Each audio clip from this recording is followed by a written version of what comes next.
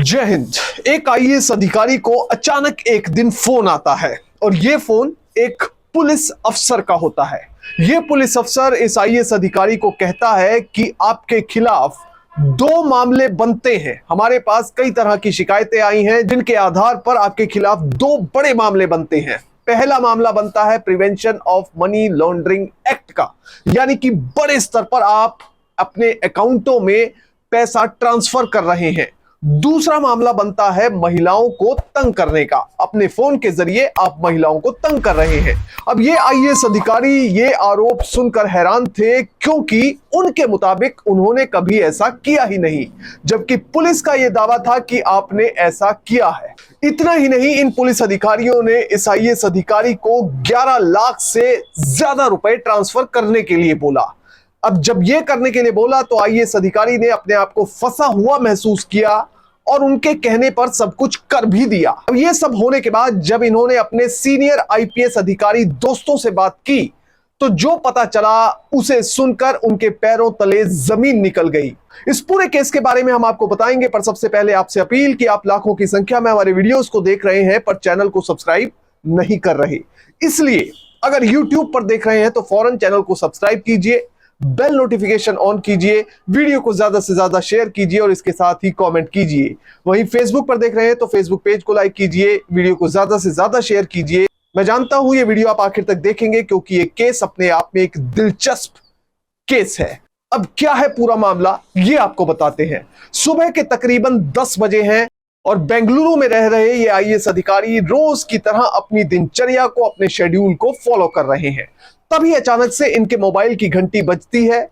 Number है 9621325271।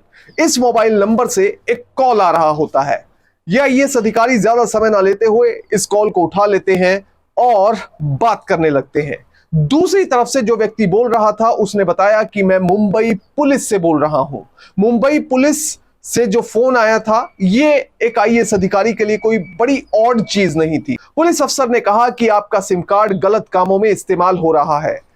पहला जो आरोप लगाया गया वो था गैर कानूनी गतिविधियों में आपके सिम कार्ड का इस्तेमाल हो रहा है।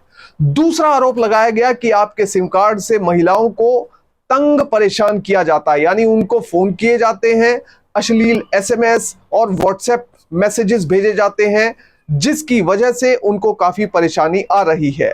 उन्होंने यह भी बताया कि आपके खिलाफ अब मौलाली पुलिस स्टेशन में मामला दर्ज हो चुका है, जिसके आधार पर आपके खिलाफ कार्रवाई बनती है। अब जब ये सब बातें इस आईएएस अधिकारी को बताई गई, ये सुनकर वो काफी हैरान रह गए, क्योंकि उनके मुताबिक उन्होंने कभी ऐसा कुछ किया ही नहीं था। अब उसके बाद एक तरफ आईएएस अधिकारी ने इस पुलिस अधिकारी को रीबट करने की, यानी कि कन्फ्रंट करने की कोशिश की। उन्होंने कहा कि साहब मैंने तो ये सब किया ही नहीं है, मेरा कोई ऐसा सिम कार्ड ही नहीं है जो आप बता रहे हैं। पुलिस अधिकारी ने कहा कि हमारे पास पूरा रिकॉर्ड है। अब थोड़ी देर में पुलिस अधिकारी इस आईएएस अफसर को उनका आधार नंबर बता देता है कि आपका आधार नंबर ये है। आईएएस अधिकारी कहते हैं जी हाँ, मेरा आधार नंबर यही है। और आईएएस अधिकारी को अब ये पुलिस अफसर बताता है कि आपके इसी आधार नंबर से ये सिम कार्ड खरीदा गया है और इसी सिम कार्ड से लगातार ये गैर कानूनी काम, यानी कि इलीगल एक्टिविटीज की जा रही हैं। अब जब इतनी कॉन्फिडेंस से पुलिस ये सब कुछ कह रही थी तो आईएएस अधिकारी को कुछ समझ नहीं आ रहा था कि इन बातों का, इन सवालों का और इस तरह के आरोपों का क्या जवाब दिया जाए। अब इन दोनों के बीच में कन्वर्सेशन चल ही रहा था, तभी दूसरी तरफ से बात कर रहा पुलिस वाला सब इंस्पेक्टर विनय कुमार चौबे, जो कि मौलाली पुलिस स्टेशन के इंचार्ज हैं, जो वहां के सब इंस्पेक्टर हैं, उनको फोन थमा देता है, यानी कि उनको फोन ट्रांसफर कर देता है।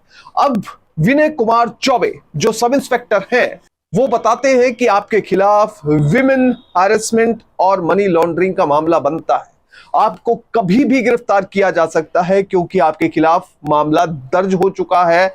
पुलिस इस मामले में तेजी से कार्रवाई कर रही है। हम पूरी इन्वेस्टिगेशन कर रहे हैं। प्राइमा फेसाई हमने प्रिलिमिनरी इंक्वायरी भी की है, जिसमें कि आप सीधे तौर पर आरोपी बनते हैं और जल्द से जल्द आप तक पुलिस पहुंच जाएगी। अगर आप चाहते हैं कि आपको पुलिस का सपोर्ट मिले तो आपको हमारी कुछ बातें माननी पड़ेंगी। आईएएस अधिकारी पूरी तरह से पुलिस को कोऑपरेट करना चाहते थे। और वहां से जो दूसरा पुलिस अधिकारी है, सब इंस्पेक्टर विनय कुमार चौबे, वो इस आईएएस अधिकारी को रिपोर्टेड फैक्ट्स के मुताबिक कहता है कि आप जल्दी से जल्दी अपना कमरा बंद करें। सबसे पहले, अब जिस कमरे में ये आईएएस अधिकारी मौजूद थे, इन्होंने अपने घर में अपना कमरा लॉक कर लिया, यानी कि उसकी कुंडी लगा दी। अब उसके बाद इन्हें कहा जाता है कि आप अपना कंप्यूटर ऑन करें। कंप्यूटर ऑन करते हैं। अब इन्हें कहा जाता है कि हम चाहते हैं कि आप हमसे लाइव चैट करें, यानी कि हम आपको सीधे तौर पर देख सकें कि इस समय आप क्या कर रहे हैं। आईएएस अधिकारी के मन में यह बात खटक रही थी कि कहीं ना कहीं पुलिस को गलत शक हुआ है। अब जैसे ही लाइव होने की बात हुई कि आमने सामने एक दूसरे के साथ वीडियो चैट की जाएगी, तो आईएएस अधिकारी ने बिना समय गवाए इस बात के लिए हामी भरी, कंप्यूटर ऑन किया और उसके ऊपर स्काइप डाउनलोड कर लिया।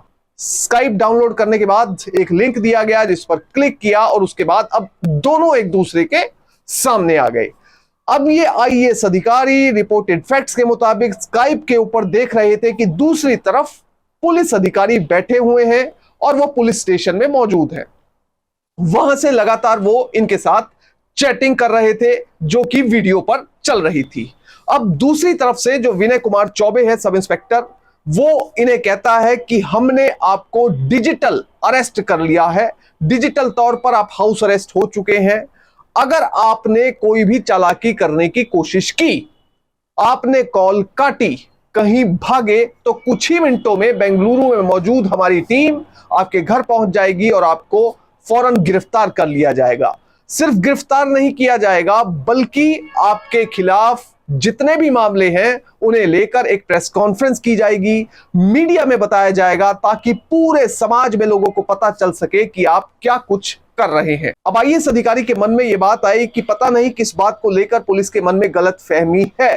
कहीं ऐसा ना हो कि वो मुझे कुछ और समझ रहे हैं और इस वजह से प्रेस कॉन्फ्रेंस हो जाए और मेरी बदनामी लोगों के सामने बिना मतलब की हो जाए। इसलिए आईएएस अधिकारी चाहते थे कि ज्यादा मामला ना बढ़े, पहले वो पुलिस की सारी बातें फॉलो करते रहे। अब चौबे ने जितनी बातें इस सब इंस्पेक्टर ने बोलनी थी वो आईएएस अधिकारी को बोल दी। अब वो थोड़ी देर में कहता है कि आप सीबीआई के डीएसपी से बात कीजिए। अब सीबीआई के कथित डीएसपी आकाश कुल्हाड़ी को कॉल ट्रांसफर कर दी जाती है। अब तीसरा किरदार आकाश कुल्हाड़ी दूसरी तरफ से इस आईएएस अधिकारी से बात करता है। आईएएस अधिकारी को आकाश कुल्हाड़ी डीएसपी सीबीआई की ओर से बताया जाता है कि हमने जेट एयरवेज के मालिक नरेश गोयल के यहां रेड किया था। इस रेड में उनके घर से 240 डेबिट कार्ड बरामद हुए थे, जिनमें से एक डेबिट कार्ड एक ऐसे खाते का है जो कि आपका है और इस खाते से 2 करोड़ से ज्यादा रुपयों की ट्रांजैक्शन हो चुकी है। इसलिए यह मामला सीबीआई और ईडी जैसी इन्वेस्टिगेटिंग एजेंसीज के जुरिस्डिक्शन के दायरे में आता है। अब यहां पर यह बात जब इस आईएएस अधिकारी ने सुनी तो वो और भी ज्यादा हैरान रह गए। फोन पर यह भी बताया गया कि आपके खिलाफ एक केस सुप्रीम कोर्ट में पहुंच चुका है और एक डॉक्यूमेंट भी शेयर किया गया कोर्ट का, जिसमें बाकायदा इस आईएएस अधिकारी का नाम रिपोर्टेड फैक्ट्स के मुताबिक लिखा हुआ था। अब जब इतनी सब बातें एक के बाद एक इस आईएएस अधिकारी ने देखी तो वो समझ गए कि मामला गंभीर है। उन्होंने अब और ज्यादा गंभीरता से इन पुलिस अधिकारियों की बात को लेना शुरू कर दिया। अब दूसरी तरफ से इन पुलिस अधिकारियों की ओर से कहा जाता है कि आपके खिलाफ जो सबसे पहला मामला है वो पीएमएलए का बनता है, जिसमें ज्यादातर ईडी जांच करती है। इसलिए एक चीज हो सकती है कि हम जो इन्वेस्टिगेशन कर रहे हैं उसमें हमें सब्सटेंशिएट करना होगा। जो बात आप कह रहे हैं कि हमने ये ट्रांजैक्शन नहीं की, हमें सब्सटेंशिएट करना होगा कि ये सचमुच ट्रांजैक्शन आपकी ओर से नहीं हुई। इसलिए आप अपने बैंक अकाउंट से एक ट्रांजैक्शन कीजिए और ये ट्रांजैक्शन आरबीआई के अकाउंट में कीजिए। इन पुलिस अधिकारियों ने कुल 2 ट्रांजैक्शन करने के लिए कहा। पहली ट्रांजैक्शन 4,10,000 रुपए की और दूसरी ट्रांजैक्शन 7,40,000 रुपए की। इस आईएएस अधिकारी को यह बात बताई गई कि हम इन 2 ट्रांजैक्शंस के जरिए ये पता लगाने की कोशिश करेंगे दरअसल किस लोकेशन और किस आईपी एड्रेस से आपने ये पैसे भेजे हैं और जो पैसे वो दूसरे कथित अकाउंट में 2 करोड़ से ऊपर ट्रांसफर हुए तो क्या वो इसी आईपी एड्रेस से, इसी लोकेशन से हुए हैं या नहीं। और जो पैसा आप आरबीआई के अकाउंट में ट्रांसफर करेंगे वो कुछ ही समय में आपके पास वापस भेज दिया जाएगा। अब जब ये सब कुछ हो रहा था, इस बीच आईएएस अधिकारी अपने सीनियर आईपीएस दोस्तों को फोन लगा रहे थे। दूसरी ओर फोन कॉल लगाने की कोशिश हो रही थी, पर दूसरी तरफ से लगातार फोन कट रहा था। आईएएस अधिकारी का रिपोर्टेड फैक्ट्स के मुताबिक दावा है कि जिस कर्नाटक पुलिस के अधिकारी को वो फोन लगा रहे थे, वो शायद बिजी होने के कारण उनका फोन नहीं उठा पा रहे थे। ये आईएएस अधिकारी अपने जानने वाले आईपीएस अफसरों से 4 मेन बातें जानना चाहते थे। पहली बात थी कि सीबीआई का डीएसपी आकाश कुल्हाड़ी कौन है। दूसरी बात थी कि मौलाली पुलिस स्टेशन में सब इंस्पेक्टर विनय कुमार चौबे कौन है।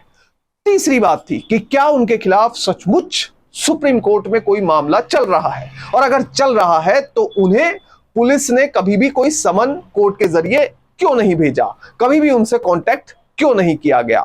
चौथी बात ये जानना चाहते थे कि मौलाली पुलिस स्टेशन के एसएचओ कौन है, और वो जुरिस्डिक्शन जो है वो किस एसपी के अंडर पड़ता है। अब इन 4-5 सवालों का जवाब जानने के लिए इन्होंने अपने एक सीनियर आईपीएस दोस्त को फोन तो किया, पर उसने समय पर फोन नहीं उठाया। अब वहीं दूसरी तरफ जब फोन पर पुलिस अधिकारियों के साथ इस आईएएस अधिकारी की बहसबाजी चल रही थी, बातें चल रही थी, ये पुलिस अधिकारी ये कहकर कॉल काट देते हैं कि आगे से आप सावधान रहिएगा, फिलहाल इस मामले की इन्वेस्टिगेशन चल रही है, आप शहर से बाहर नहीं जा सकते और हमारे संपर्क में लगातार रहिएगा। अब आईएएस अधिकारी टेंशन में है। वो फोन रखने के बाद भी लगातार अपने आईपीएस मित्रों को फोन लगाते रहते हैं। कुछ देर बाद संपर्क होता है एक सीनियर आईपीएस अफसर से। उन्हें पूरी बात बताई जाती है कि किस तरह से उन्हें फोन आया। पहले एक पुलिस वाले ने बात की, उसके बाद एक सब इंस्पेक्टर विनय कुमार चौबे को फोन ट्रांसफर किया गया। विनय कुमार चौबे ने एक सीबीआई के डीएसपी आकाश कुल्हाड़ी से बात करवाई। उसके बाद उन्हें कहा गया सुप्रीम कोर्ट में मामला चल रहा है और 2 मेन आरोप उन पर लगाए गए, और इसके साथ ही उन्हें पैसे ट्रांसफर करने के लिए कहा गया। वो अब तक 11,50,000 रुपए रिपोर्टेड फैक्ट्स के मुताबिक ट्रांसफर कर चुके थे। अब जैसे ही इस सीनियर आईपीएस अफसर ने ये बात सुनी, उन्होंने फौरन अपनी टीम्स को अलर्ट किया और इस फोन नंबर को ट्रेस करना शुरू कर दिया। थोड़ी ही देर में इस आईएएस अधिकारी को बताया गया कि आपके साथ एक बड़ा फ्रॉड हो चुका है।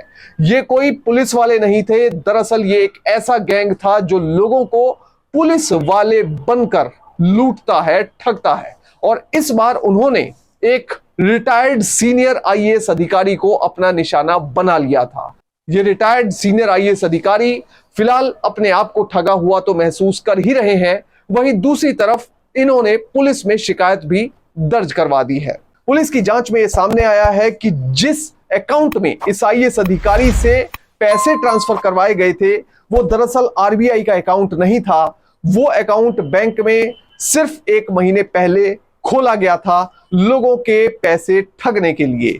फिलहाल इस पूरे मामले से हमें सीख यही मिलती है कि अगर आपको कभी भी कोई भी कॉल आए और उस पर पुलिस कुछ भी कहे, कोई भी दावा करे, आप सिर्फ सबमिसिव वे में रिक्वेस्ट कर सकते हैं कि सर, या तो आप मेरे घर पर आ जाइए या मैं आपके पुलिस थाने में आ जाता हूं, वहां पर आकर मैं आपसे बात कर सकता हूं। दूसरा, बैंक के कॉल्स के जरिए बहुत फ्रॉड सामने आ रहे हैं। अगर बैंक से भी कोई कॉल आती है तो आप उस कॉल पर यकीन करने के बजाय आप सीधा बैंक में जाकर संपर्क करें और उस चीज को ऑथेंटिकेट करें। उसके बाद ही किसी तरह का कोई भी कम्युनिकेशन या संवाद कायम करें।